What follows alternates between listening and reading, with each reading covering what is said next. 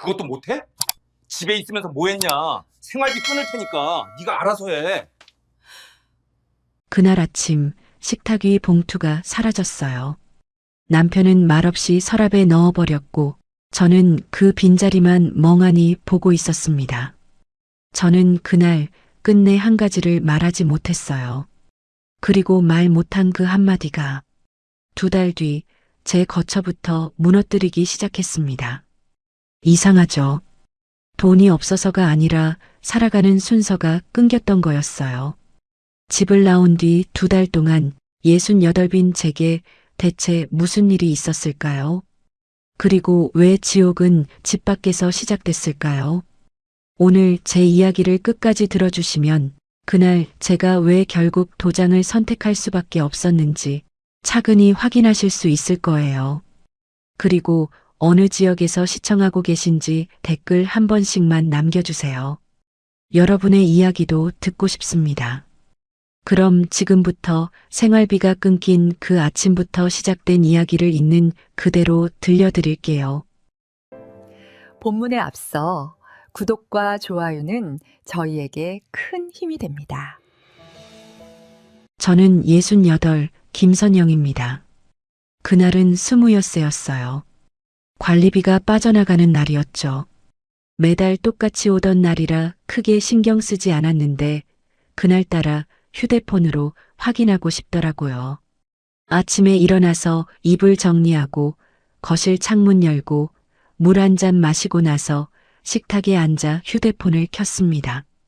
화면이 켜지는 동안 저는 약통을 보고 있었어요.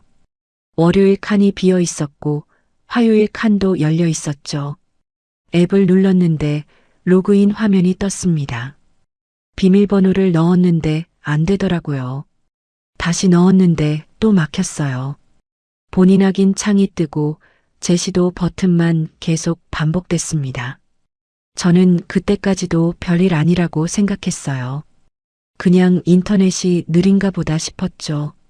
휴대폰을 내려놓고 물을 한 모금 마셨는데 컵 바닥에 물때가 살짝 보이더라고요. 닦아야겠다 싶었어요. 그런데 남편이 화장실에서 나와 식탁 옆을 지나가다가 제 휴대폰 화면을 보더니 한마디 하더라고요. 그것도 못해? 집에 있으면서 뭐 했냐는 말이었습니다. 저는 그 말에 손이 멈췄어요. 화면은 계속 제시도 버튼만 깜빡이고 있었고 남편은 부엌 쪽으로 가면서 물을 따르고 있었습니다. 유리컵에 물 부어지는 소리가 또렷하게 들렸어요. 저도 모르게 처음으로 대꾸했습니다. 당신도 해본 적 없잖아요. 그렇게 말했죠. 목소리가 떨렸는지는 모르겠어요. 그냥 제 입에서 그 말이 나왔습니다. 남편은 물컵을 내려놓고 확 돌아섰어요. 그리고 식탁 위에 놓여있던 봉투를 집어들더니 서랍에 넣어버렸습니다. 서랍 여는 소리가 날카로웠어요. 그럼 생활비 끊을게. 네가 알아서 해.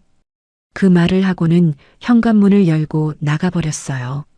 문 닫히는 소리가 아파트 복도에 울렸고 저는 봉투가 놓여있던 자리만 멍하니 보고 있었습니다. 봉투 안에는 20만 원 정도 들어있었어요. 매달 그 정도 금액이었죠. 큰 돈은 아니었지만 약값이랑 공과금 일부를 충당할 수 있는 돈이었습니다. 식탁 위에 봉투 자국만 희미하게 남아 있었어요. 먼지가 덜 쌓인 자리였죠. 저는 그 자리에서 일어나지 못했어요. 휴대폰은 여전히 제시도 화면이었고 식탁 위 봉투 자리만 비어 있었죠.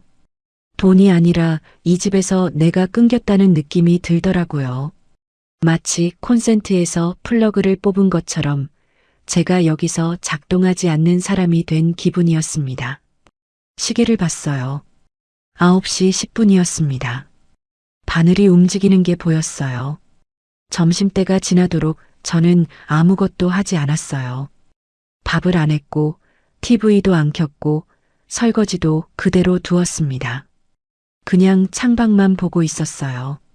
아파트 단지 놀이터에서 아이들이 놀고 있었고 경비실 앞에서 택배기사가 짐을 내리고 있었죠.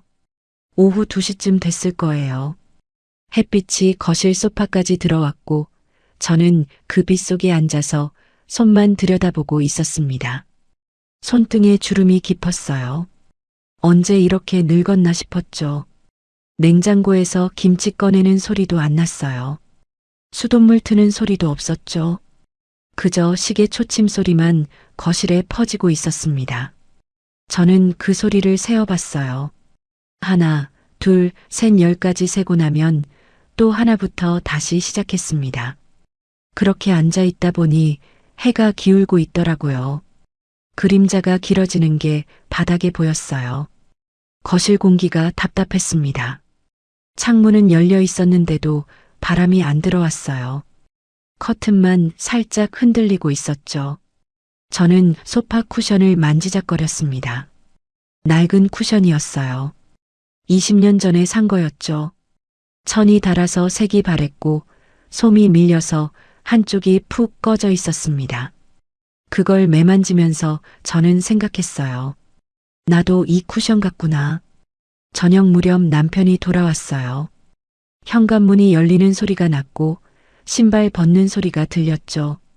저는 부엌에 서 있었는데 밥을 하려다 말고 그냥 냉장고 문만 열어놓고 있었어요.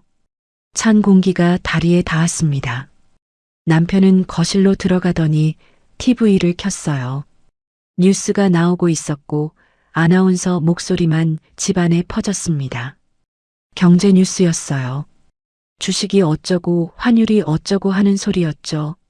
저는 냉장고 문을 닫고 밥을 했습니다. 쌀을 씻고 물을 맞추고 밥솥 뚜껑을 닫았죠. 그 모든 동작이 너무 또렷하게 느껴졌어요. 손에 물기가 남아 있었고 행주로 닦으면서 저는 문득 생각했습니다. 이게 마지막 일 수도 있겠다고요. 행주가 젖어 있었어요. 짜지 않고 그냥 썼더니 물이 뚝뚝 떨어졌습니다. 밥이 되는 동안 저는 반찬을 꺼냈어요. 김치, 멸치볶음, 계란찜. 어제 만든 것들이었죠. 접시에 담고 상을 차리고 숟가락을 놓았습니다. 숟가락이 접시에 부딪히는 소리가 났어요.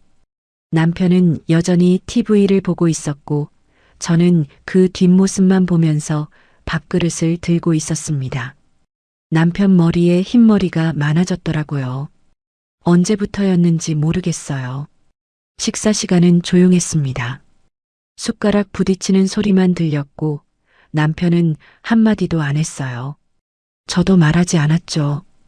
그냥 밥을 먹고 설거지를 하고 거실불을 끄고 방으로 들어갔습니다. 복도를 지나는 동안 발소리가 나지 않게 조심했어요. 슬리퍼 끄는 소리까지 신경 썼죠.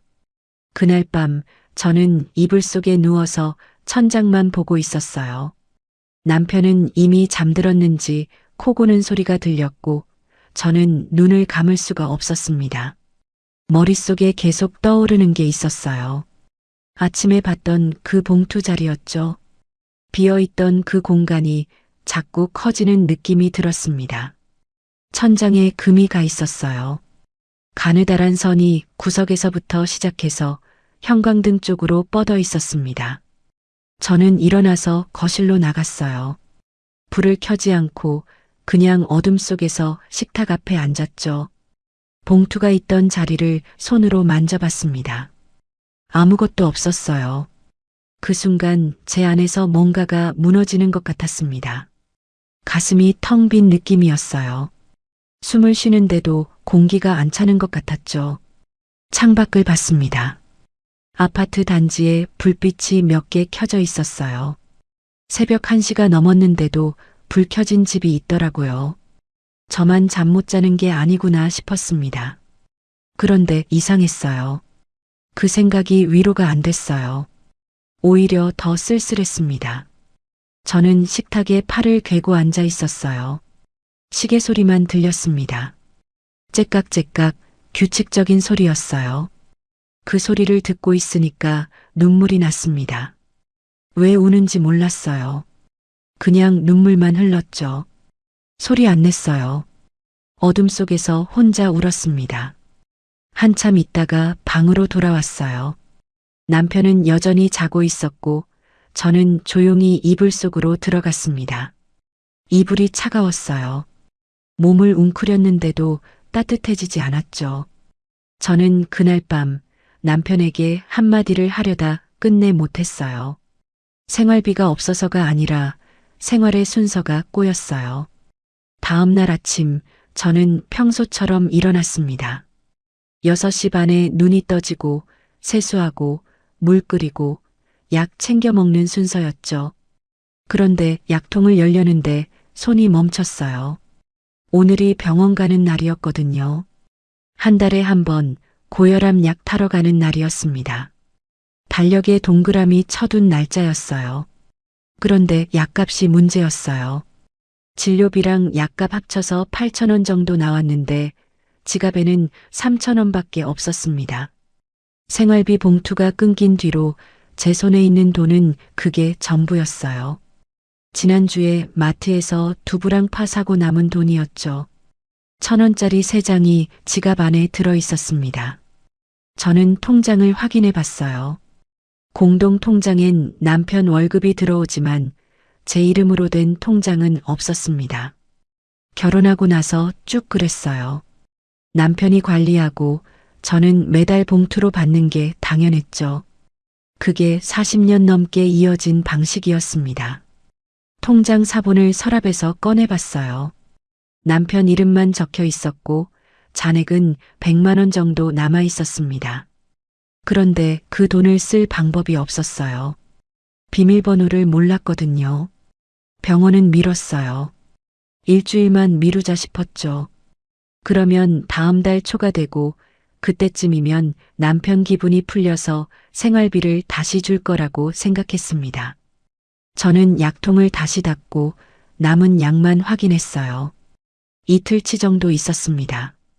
하얀 알약이랑 분홍색 알약이 각각 2개씩 남아 있었어요. 그런데 일주일이 지나도 남편은 말을 안 했어요. 아침에 일어나서 출근하고 저녁에 돌아와서 밥 먹고 TV 보고 자는 게 전부였습니다. 저한테 눈도 안 마주치더라고요. 필요한 말만 했어요. 밥 됐냐, 세탁 돌렸냐, 그런 것들이었죠. 질문만 했고 대답은 기다리지 않았습니다. 저는 점점 조용해졌습니다. 말을 안 했어요. 아침 인사도 안 하고 밥상 차릴 때도 그냥 놓기만 했죠. 설거지할 때 그릇 부딪히는 소리도 최대한 줄였어요. 냉장고 문 여는 소리까지 신경 쓰게 됐습니다. 왜 그랬는지 모르겠어요. 그냥 소리 내면 안 될 것 같았어요. 집안이 도서관처럼 조용해졌죠. 약은 떨어졌습니다. 이틀치가 끝나고 사흘째부터는 안 먹었어요. 처음엔 괜찮았어요. 머리가 좀 무거운 것 같았지만 참을 만했죠. 그런데 나흘째부터는 가슴이 답답해지기 시작했습니다. 숨이 짧아지는 느낌이었어요. 계단 오를 때 숨이 차고 누워 있을 때도 가슴이 눌리는 것 같았습니다. 공과금 날짜도 다가오고 있었습니다. 전기세, 수도세, 관리비. 매달 20일쯤 빠져나가는데 통장에서 자동이체로 처리되니까 제가 신경 쓸 일은 없었어요. 그런데 그날 문득 생각했습니다. 만약 돈이 모자라면 어떻게 되는 걸까요? 전기가 끊기나? 물이 안 나오나? 상상이 안 됐어요. 저는 공과금 고지서를 꺼내봤어요. 서랍 안에 차곡차곡 쌓여 있었죠. 지난달 것, 지지난달 것, 그 전 것들까지 전부 남편 이름으로 돼 있었습니다. 저는 한 번도 이 종이들을 직접 처리해 본 적이 없었어요. 금액만 확인했죠. 전기세 32,000원, 수도세 15,000원, 관리비 12만원, 합치면 16만 7천원이었습니다. 마트도 문제였습니다.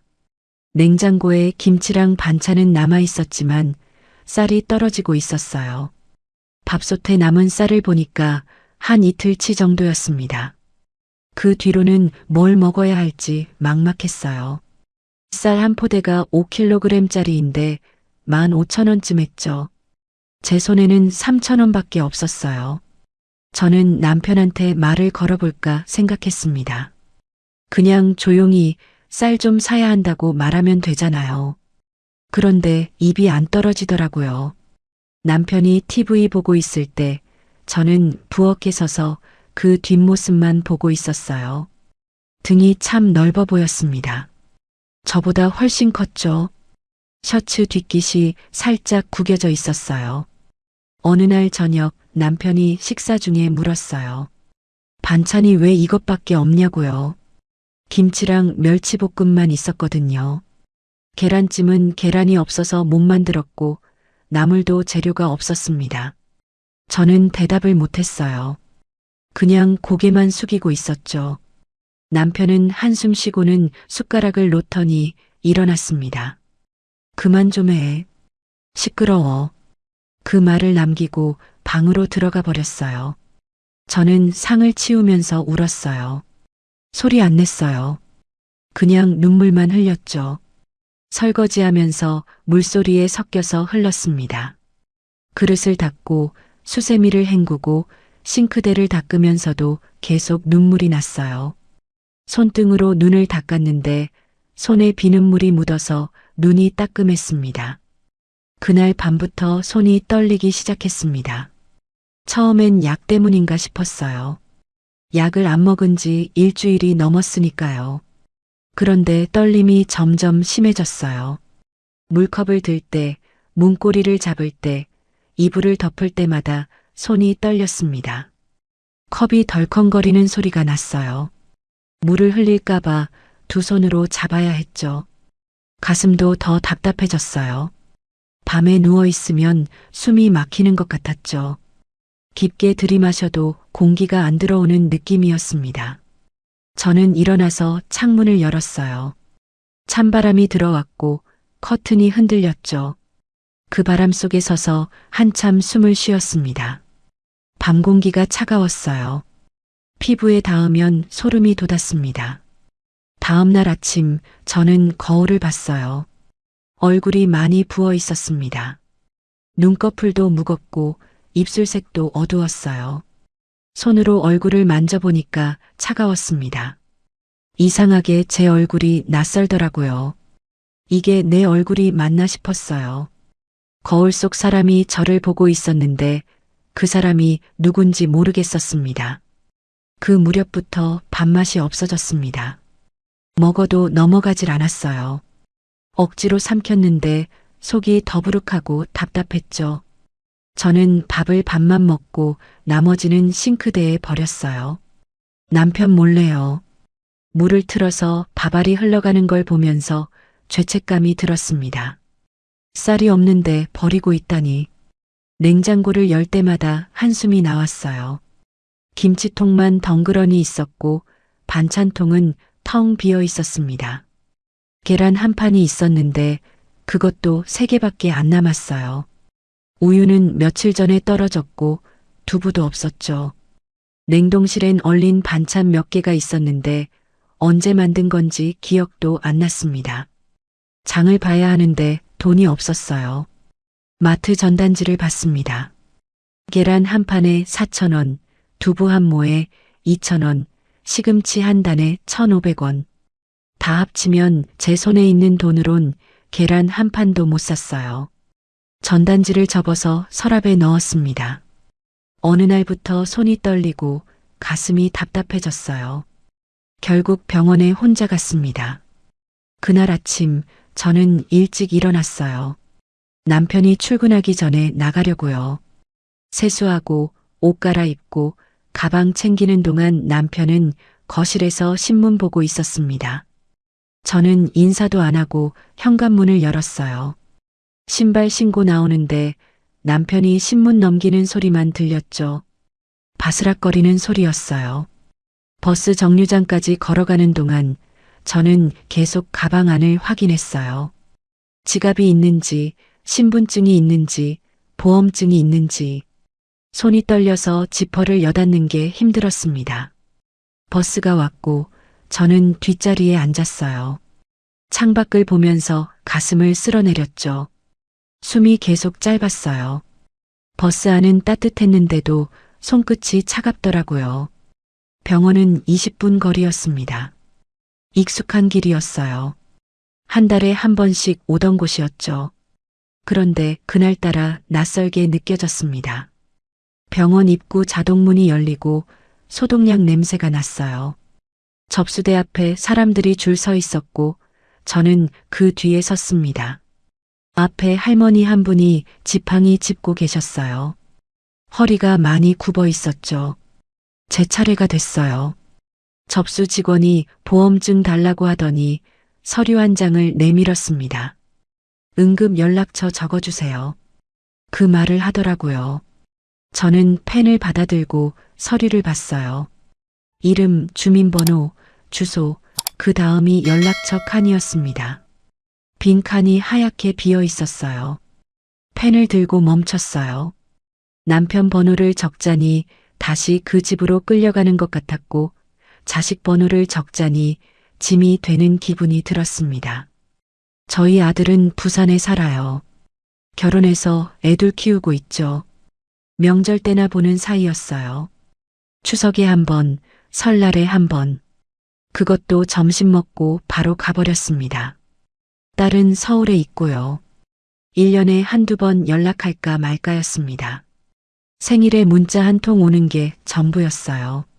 저는 연락처 칸을 비워둔 채 서류를 내밀었어요. 접수 직원이 다시 물었죠. 연락처는요? 저는 대답을 못했습니다. 그냥 고개만 저었어요. 직원은 이상하다는 표정으로 저를 봤지만 더 묻지 않고 접수를 해줬습니다. 번호표를 주더라고요. 17번이었어요. 대기실에 앉아 있는 동안 저는 계속 그 칸을 생각했어요. 비어있던 그 칸이요. 이름도 있고 주소도 있고 주민번호도 있는데 연락처만 없었습니다. 그게 뭘 의미하는지 알 것 같았어요. 저는 지금 혼자라는 거였죠. 누가 절 찾아줄 사람이 없다는 거였습니다. 대기실 TV에선 아침 드라마가 나오고 있었어요. 며느리가 시어머니한테 소리 지르는 장면이었습니다. 옆에 앉은 할머니가 혀를 차더라고요. 요즘 애들은 버릇이 없어. 그렇게 혼잣말 하시는 게 들렸어요. 진료실에 들어갔습니다. 의사 선생님이 혈압부터 재더라고요. 커프가 팔을 조이고 기계 소리가 났어요. 선생님 표정이 굳어지더니 다시 한번 재자고 했습니다. 두 번째도 마찬가지였어요. 혈압이 높다고 했죠. 160에 100이라고 하더라고요. 약은 언제부터 안 드셨어요? 선생님이 물었습니다. 저는 솔직하게 대답했어요. 2주쯤요. 선생님이 한숨을 쉬더니 검사 몇 가지 더 하자고 했습니다. 체열하고 심전도 찍고 엑스레이도 찍었어요. 1시간쯤 걸렸습니다. 체열할 때 바늘이 들어가는 게 아팠어요. 찌릿한 느낌이 팔을 타고 올라왔죠. 다시 진료실에 들어갔을 때 선생님 표정이 심각했어요. 혈압이 높고 스트레스가 심해요. 이대로면 쓰러질 수 있어요. 그렇게 말하더라고요. 약은 꼭 드셔야 하고 스트레스 원인을 찾아서 해결하셔야 한다고 했습니다. 선생님 목소리가 단호했어요. 저는 고개만 끄덕였어요. 선생님 말이 귓가에 맴돌았지만 잘 들리지 않았습니다. 그냥 입술만 움직이는 것 같았어요. 처방전을 받아들고 나왔을 때 손이 더 심하게 떨리고 있었습니다. 처방전 종이가 바들바들 떨렸어요. 약국에서 약을 탔어요. 약사가 복용법 설명하는 동안 저는 그냥 봉투만 보고 있었습니다. 하루 2번, 아침 저녁 식후요. 그 말이 들렸지만 제 머릿속엔 다른 생각이 가득했어요. 이 약값을 어떻게 내지? 약봉투를 보니까 알약이 꽉 차 있었어요. 계산대 앞에 섰을 때 약사가 금액을 말했습니다. 12,000원이요. 저는 지갑을 열었어요. 안에 10,000원짜리 한 장이 전부였습니다. 2,000원이 모자랐죠. 저는 동전 주머니를 뒤졌어요. 100원짜리 몇 개, 500원짜리 2개. 모아봐도 1,500원이었습니다. 동전을 세는 손이 떨렸어요. 저는 약사한테 말했어요. 500원 모자라는데 다음에 드릴게요. 약사는 난처한 표정을 지었지만 그냥 약을 줬습니다. 다음에 오실 때 주시면 돼요. 그 말을 듣고 저는 고개 숙여 인사하고 나왔어요. 귀가 뜨거웠습니다. 병원 앞 벤치에 앉았습니다. 약 봉투를 무릎에 올려놓고 한참 그걸 보고 있었어요. 하얀 봉투였고 안에 약이 6통 들어 있었습니다. 2주치였죠. 그 봉투가 무겁게 느껴졌어요. 손에 들고 있는 게 힘들었습니다. 벤치 옆에 비둘기 몇 마리가 돌아다니고 있었어요. 누가 빵 부스러기를 뿌린 모양이었죠. 비둘기들이 쪼아먹고 있었습니다. 저는 그걸 보면서 생각했어요. 나도 저 비둘기랑 다를 게 뭐가 있나? 그날 집에 돌아와서 저는 약을 먹지 않았습니다. 봉투째 서랍 깊숙이 넣어뒀어요. 왜 그랬는지 모르겠어요. 그냥 먹으면 안 될 것 같았습니다. 이 약을 먹으면 다시 그 집에, 그 생활에 묶이는 것 같았어요. 서랍을 닫는 소리가 작게 났습니다. 그날 저녁 남편은 평소처럼 돌아왔습니다. 저는 밥을 차려놨고 남편은 말없이 먹었어요. 저도 마주 앉아서 먹었죠. 그런데 밥이 안 넘어갔어요.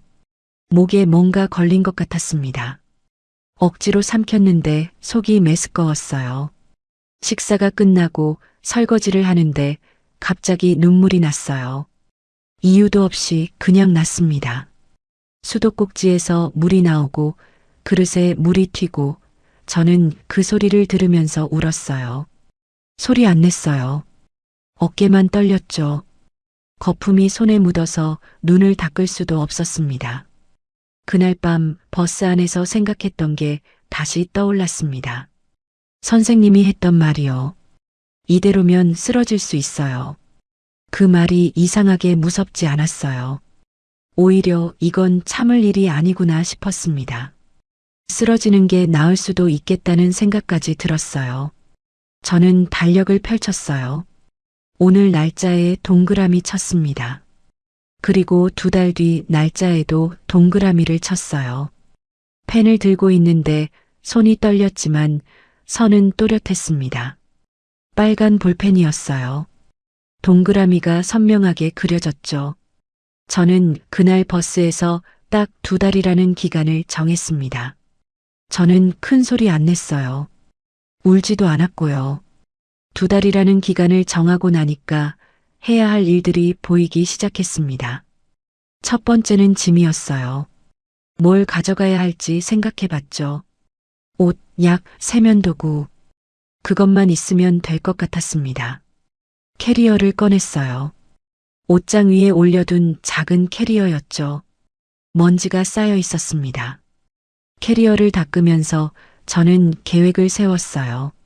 남편이 출근한 뒤에 나가야겠다고 생각했죠. 아침 8시쯤 집을 나서면 남편이 저녁까지 모를 거였습니다. 그 시간이면 충분했어요. 어디로 갈지는 정하지 못했지만 일단 나가야 한다는 것만 확실했습니다. 며칠 동안 저는 조금씩 준비했어요. 옷을 한 벌씩 꺼내서 캐리어에 넣었습니다. 남편 몰래요. 남편이 TV 볼 때 제가 빨래 정리하는 척하면서 옷을 골랐죠. 두꺼운 옷 2벌, 얇은 옷 3벌, 속옷 5벌. 더 가져가고 싶었지만 캐리어가 작아서 그것만 넣었습니다. 약도 챙겼어요. 서랍에 넣어뒀던 약 봉투를 꺼냈습니다. 2주치가 그대로 있었어요. 한 번도 안 먹었거든요. 그 봉투를 캐리어 옆 주머니에 넣었죠. 세면도구는 마지막 날 아침에 챙기기로 했습니다. 그런데 돈이 문제였어요. 제 손에 남은 돈은 1,000원밖에 없었습니다. 어디 가서 2달을 어떻게 버티나 싶었죠. 저는 집 안을 뒤졌어요. 서랍마다 열어보고 옷장 구석도 확인했습니다. 예전에 모아둔 돈이 있을까 싶어서요. 그런데 아무것도 없었어요. 동전 몇 개만 나왔습니다. 남편 지갑을 볼까 생각했어요. 그런데 그건 못하겠더라고요. 그냥 그건 아닌 것 같았습니다. 도둑질하는 기분이 들었어요. 저는 그 생각을 접었습니다. 대신 은행에 가기로 했어요. 공동 통장 비밀번호는 몰랐지만 창구에 가면 방법이 있을 거라고 생각했죠. 신분증 보여주고 사정 이야기하면 돈을 좀 찾을 수 있지 않을까? 그렇게 생각했습니다. 그날 밤 저는 남편 옆에 누워서 천장을 보고 있었어요. 남편은 코를 골고 있었고 저는 잠이 안 왔습니다. 내일이면 나간다는 생각을 하니까 가슴이 두근거렸어요. 무섭기도 하고 기대되기도 하고 이상한 기분이었습니다. 다음 날 아침 저는 평소처럼 일어났어요. 6시 반에 일어나서 세수하고 밥 차리고 남편 출근 준비를 챙겼습니다. 남편은 아침 먹고 현관으로 갔어요. 신발 신으면서 저를 한번 봤습니다. 그냥 스쳐 지나가는 눈빛이었어요. 문이 닫히는 소리가 났고 저는 그 자리에 서서 숨을 내쉬었습니다.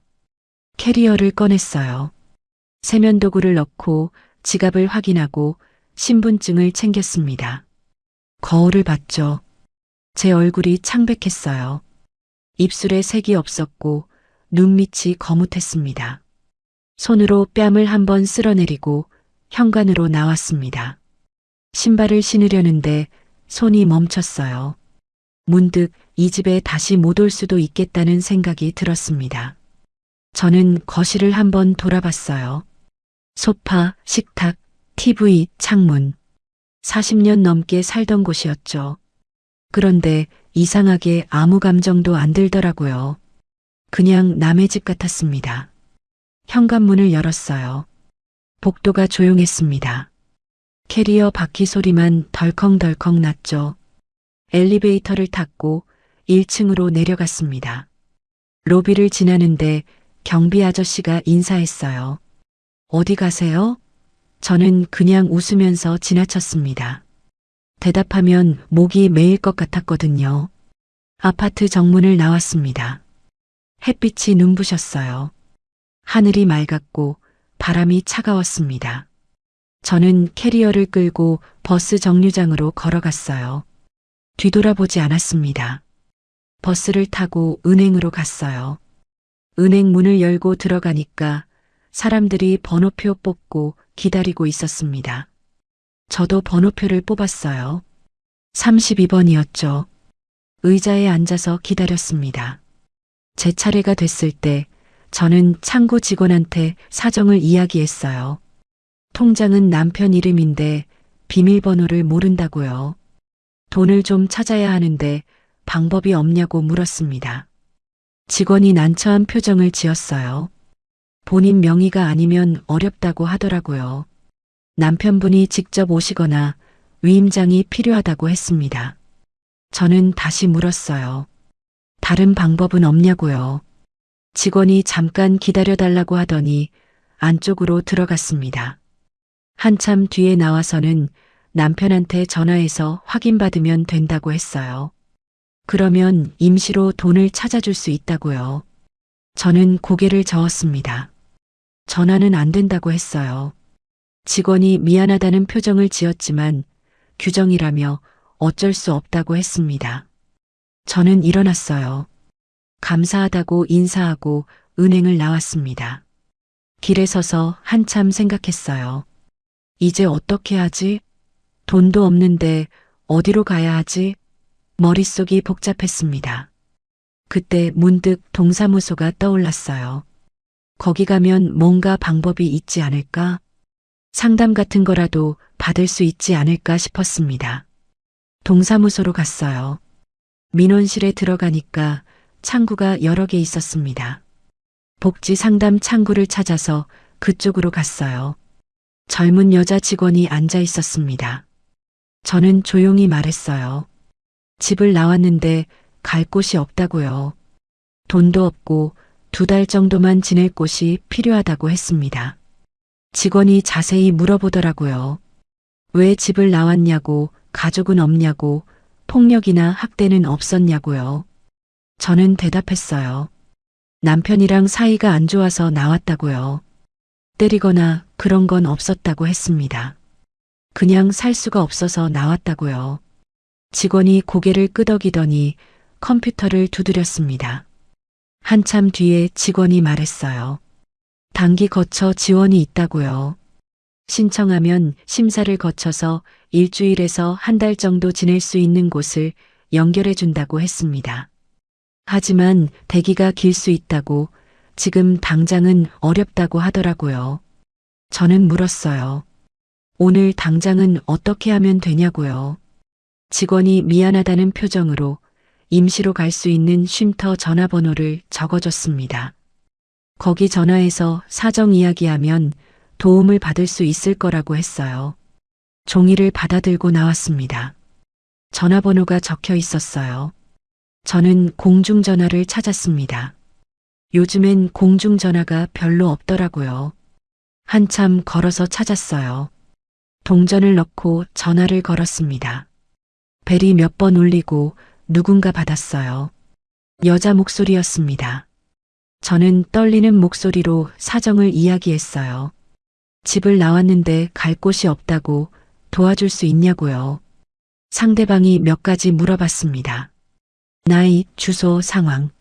저는 대답했어요. 그러고 나니까 오늘 저녁부터 이틀 정도는 가능하다고 하더라고요. 주소를 알려줬습니다. 적어 내려갔어요. 전화를 끊고 저는 그 주소를 보며 택시를 잡았습니다. 택시비가 나갈 텐데 손에 1,000원밖에 없었어요. 그런데 어쩔 수 없었습니다. 기사님한테 사정 이야기하면 이해해 주실 거라고 생각했죠. 택시를 타고 주소를 말했어요. 기사님이 내비게이션을 켰고 차가 출발했습니다. 20분쯤 걸린다고 하더라고요. 저는 창밖을 보면서 생각했어요. 이게 맞는 건가? 내가 지금 뭘 하고 있는 건가? 목적지에 도착했어요. 낡은 건물이었습니다. 2층짜리 건물이었고 간판도 없었어요. 기사님이 요금을 말했습니다. 6,000원이요. 저는 지갑을 열고 1,000원을 꺼냈어요. 그리고 솔직하게 말했습니다. 지금 이것밖에 없다고, 나중에 꼭 드리겠다고요. 기사님이 한숨을 쉬더니 그냥 가라고 했습니다. 1,000원도 받지 않았어요. 힘내시라는 말만 남기고 가버렸습니다. 저는 그 뒷모습을 보면서 고개를 숙여 인사했어요. 건물 문을 열고 들어갔습니다. 복도가 어두웠어요. 1층에 사무실이 있었고 문이 열려 있었습니다. 들어가니까 50대쯤 돼 보이는 여자분이 앉아 계셨어요. 저는 전화한 사람이라고 말했습니다. 여자분이 고개를 끄덕이고 2층으로 안내했어요. 계단을 올라가니까 복도 양쪽에 방문이 여러 개 있었습니다. 제일 끝방을 열어줬어요. 작은 방이었습니다. 2평 정도 됐을까요? 침대 하나, 책상 하나, 옷장 하나. 그게 전부였어요. 창문은 작았고 커튼이 쳐져 있었습니다. 화장실은 복도 끝에 공용이라고 하더라고요. 여자분이 설명했어요. 이틀까지만 가능하다고, 그 뒤로는 다른 곳을 알아봐야 한다고요. 식사는 1층 식당에서 제공한다고 했습니다.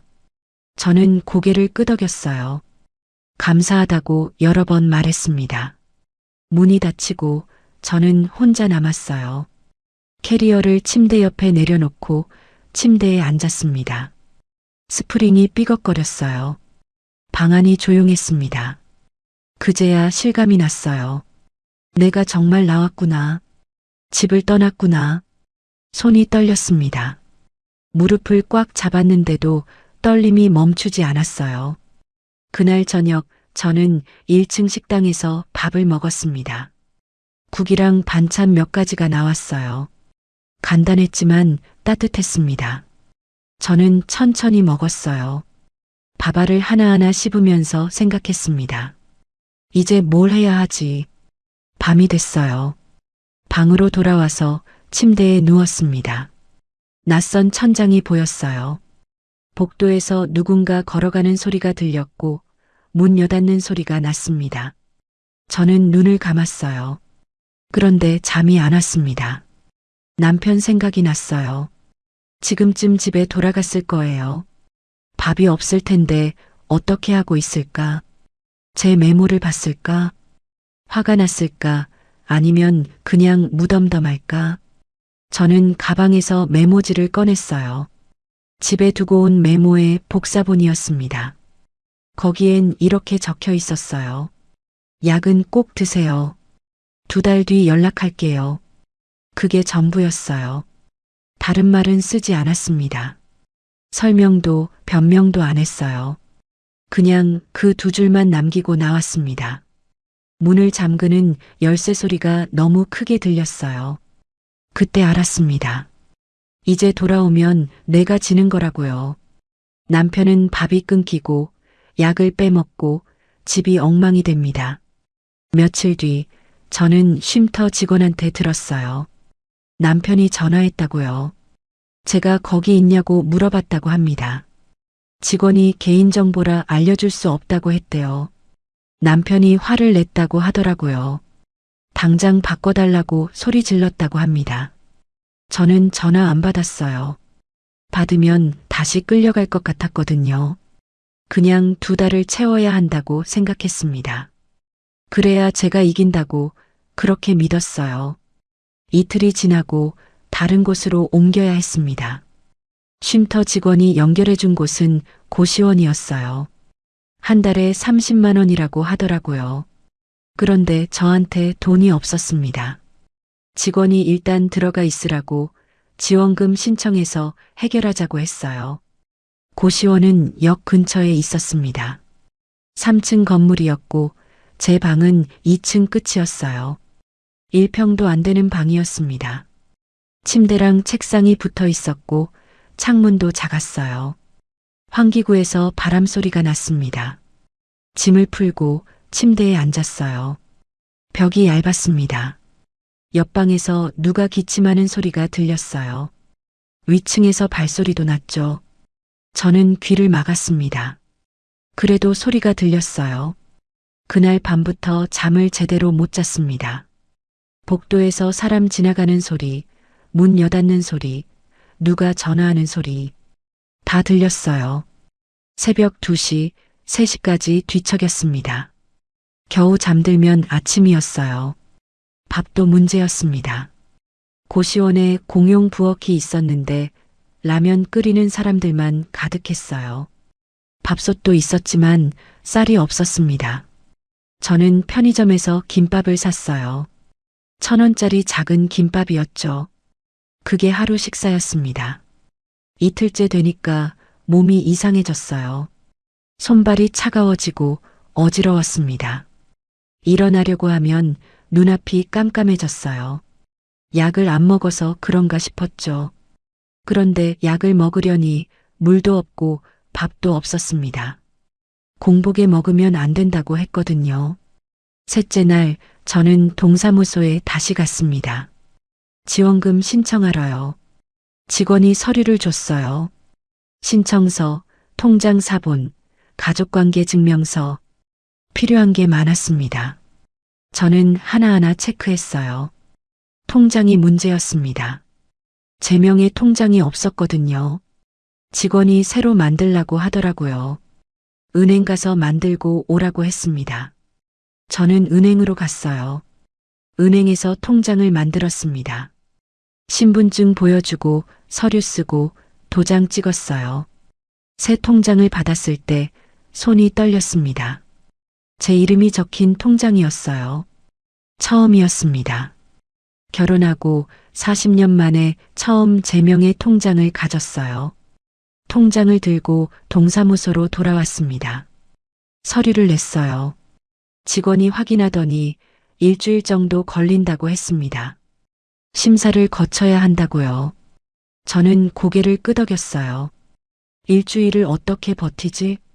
고시원으로 돌아오는 길에 몸이 휘청했습니다.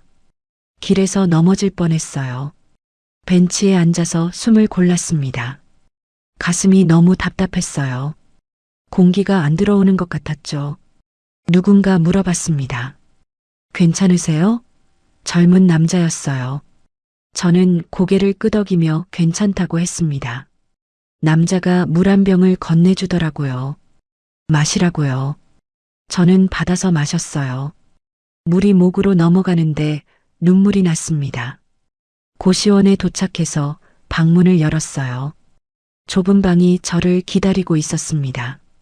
침대에 누웠어요. 천장을 보는데 균열이 가 있었습니다. 금이 거미줄처럼 퍼져 있었어요. 저는 생각했습니다. 나왔는데 왜 더 불안하지? 집에 있을 때보다 더 힘든 거예요. 돈도 없고 밥도 제대로 못 먹고 잠도 못 자고 이게 자유인가 싶었습니다. 며칠이 더 지났어요. 일주일째 되는 날 저는 몸이 너무 안 좋아서 병원에 갔습니다. 응급실이었어요. 가슴이 너무 아파서 걸을 수가 없었거든요. 의사가 검사하더니 혈압이 위험 수준이라고 했습니다. 당장 입원해야 한다고요. 저는 돈이 없다고 말했어요. 의사가 난처한 표정을 지었지만 일단 처치는 해줬습니다. 링거를 맞고 약을 먹고 몇 시간 누워 있었어요. 퇴원할 때 계산서를 받았습니다.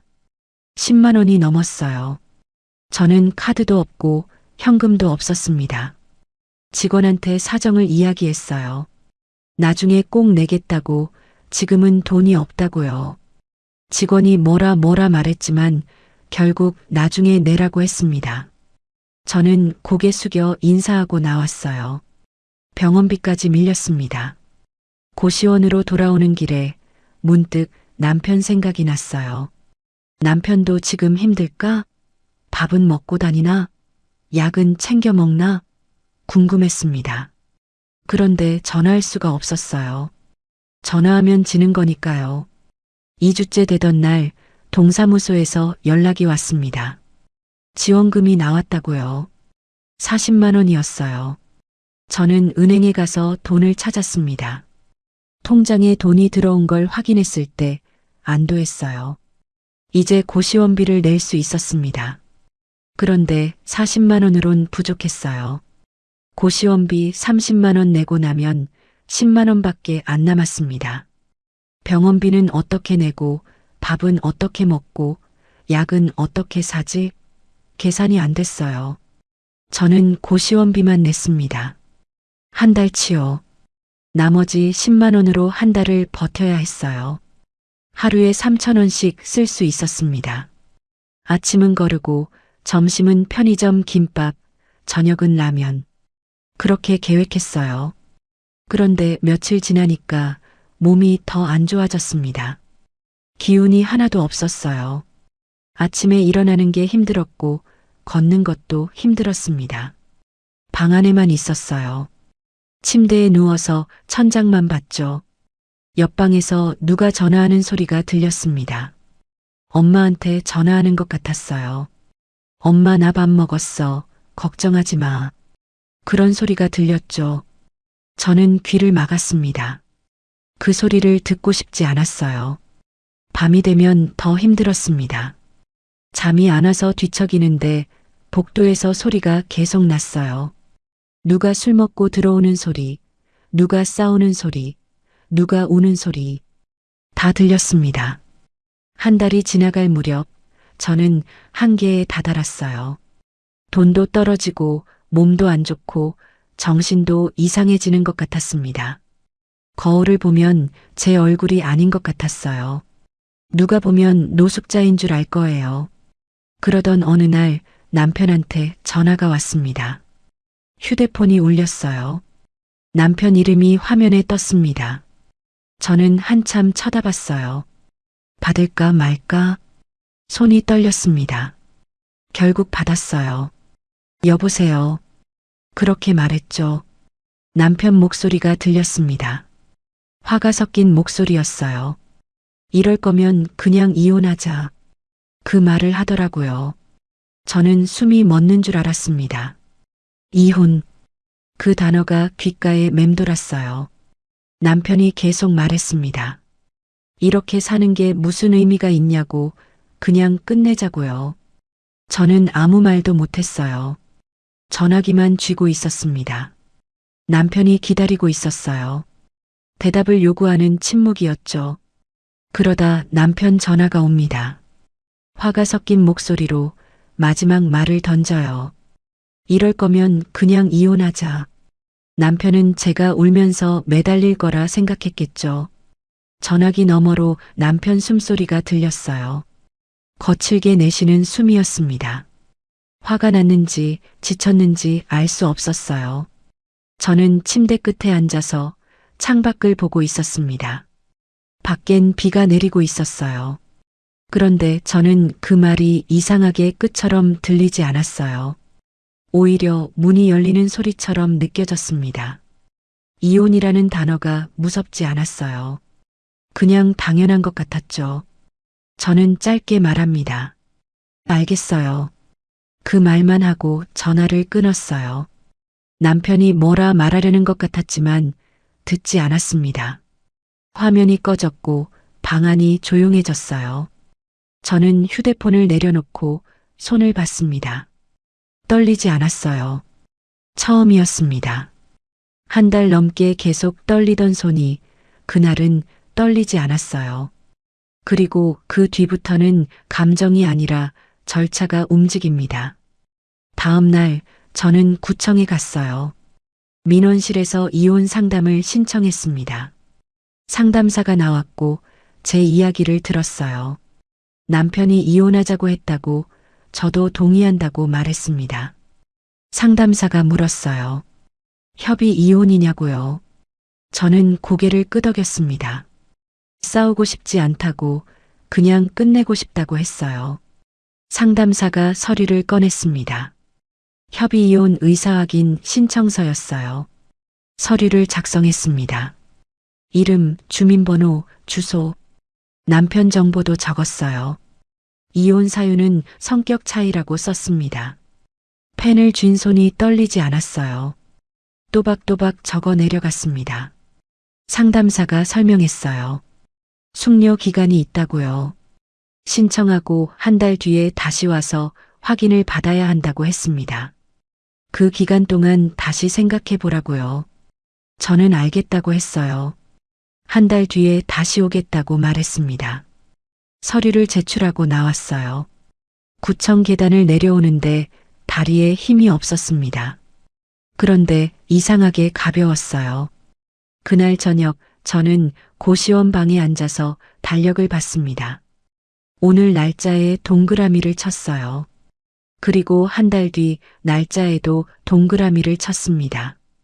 빨간 볼펜이었어요. 선명한 원이 그려졌죠. 한 달이 흘렀습니다. 그 한 달 동안 저는 조금씩 일상을 만들어 갔어요. 아침에 일어나서 세수하고 약 먹고 산책했습니다. 돈이 없어서 멀리는 못 갔지만 고시원 주변을 걸었어요. 공원에 갔습니다. 벤치에 앉아서 비둘기를 봤어요.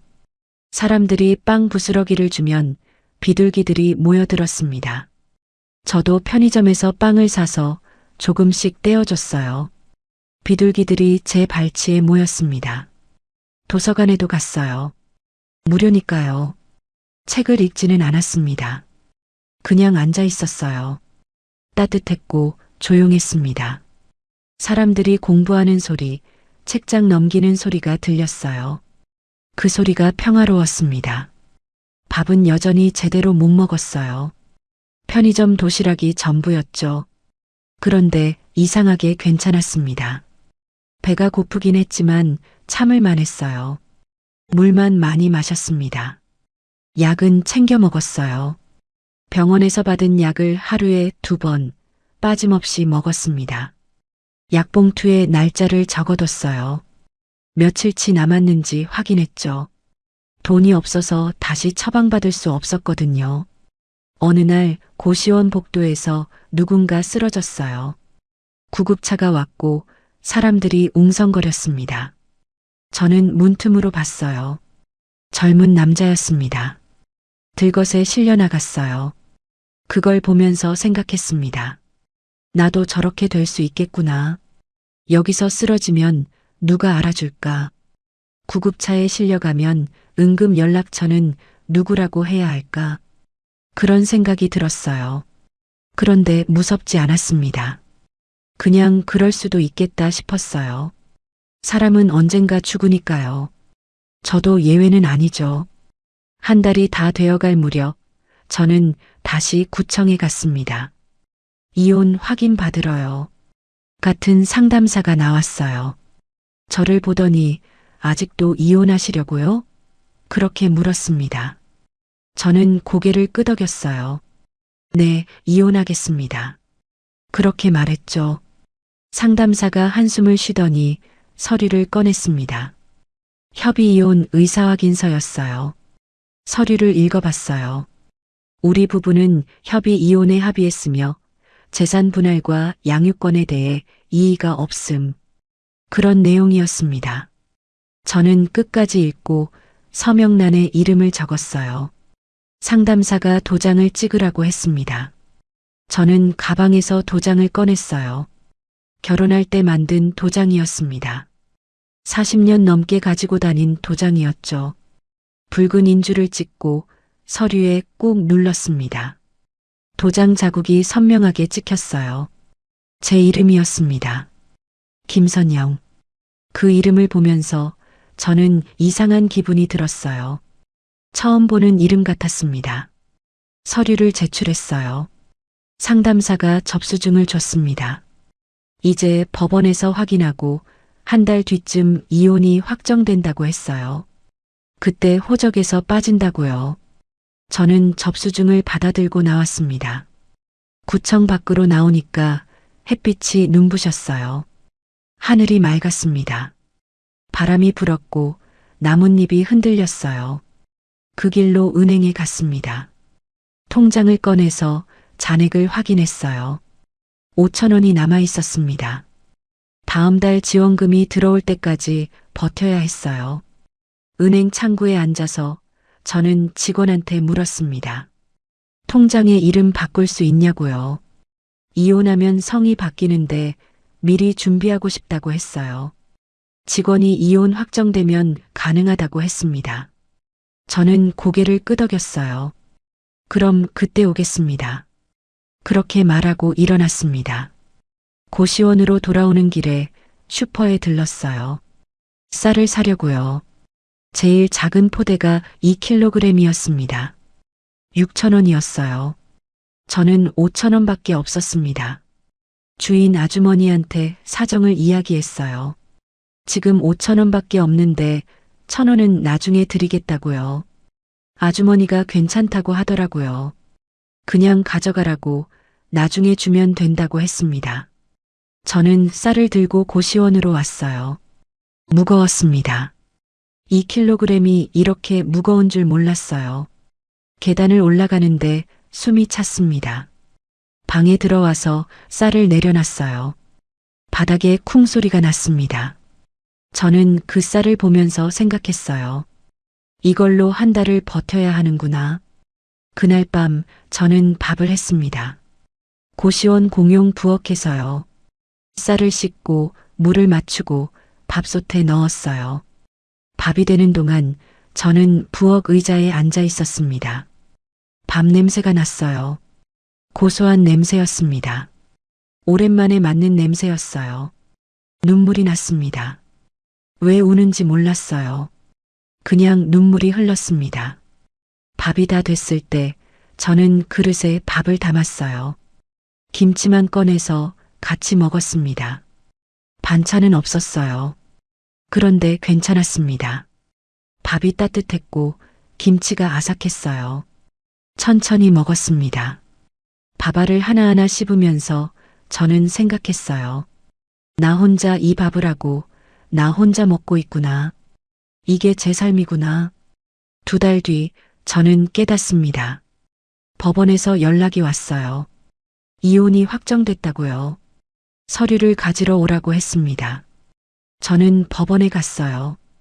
창구에서 이혼 확정 증명서를 받았습니다. 서류를 펼쳐봤어요. 우리 부부는 협의 이혼으로 이혼함. 이혼 확정일은 오늘 날짜였습니다. 도장이 찍혀 있었어요. 저는 그 서류를 가방에 넣었습니다. 법원을 나와서 버스를 탔어요. 창밖을 보면서 생각했습니다.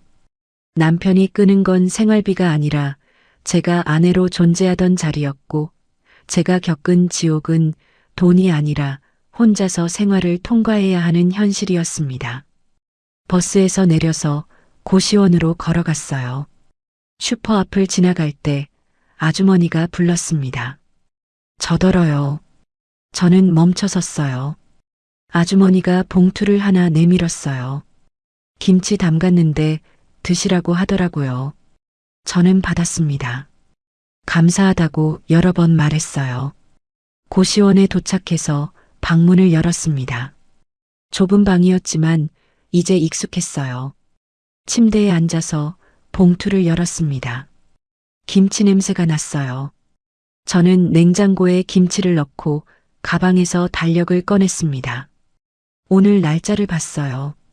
동그라미가 쳐져 있었습니다. 이혼 확정일이었죠. 마지막 회수 장면. 저는 빨간 볼펜을 들고 달력 한 칸에 제 이름을 또박또박 적었습니다. 김선영. 세 글자였어요. 결혼 전 이름이었습니다. 그리고 약통을 꺼냈어요. 아침 약이랑 저녁 약을 손바닥에 올려놨습니다. 물을 마시고 약을 삼켰어요. 목으로 넘어가는 게 느껴졌습니다. 창밖을 봤어요. 해가 지고 있었습니다. 하늘이 주황빛이었고 구름이 천천히 움직이고 있었어요. 저는 그 하늘을 보면서 생각했습니다.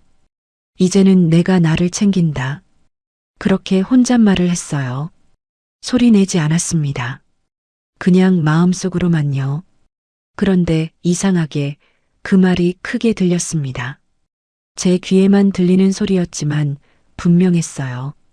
저는 달력을 덮고 침대에 누웠습니다. 천장을 봤어요. 금이 가 있었지만 무너지진 않았습니다. 그냥 그대로 있었어요. 눈을 감았습니다. 어둠 속에서 저는 숨을 쉬었어요. 들이마시고 내쉬고 그렇게 반복했습니다. 내일도 이렇게 살아야겠다고 생각했어요. 약 먹고 밥 먹고 산책하고 그게 제 하루였습니다. 거창하지 않았어요. 그냥 그렇게 하루하루 살아가는 거였습니다. 잠이 왔습니다. 오랜만에 편안한 잠이었어요. 꿈은 꾸지 않았습니다. 그냥 깊은 어둠 속에서 저는 쉬었어요. 다음 날 아침 알람 소리에 눈을 떴습니다. 6시 반이었어요. 저는 일어나서 세수했습니다. 거울을 봤어요.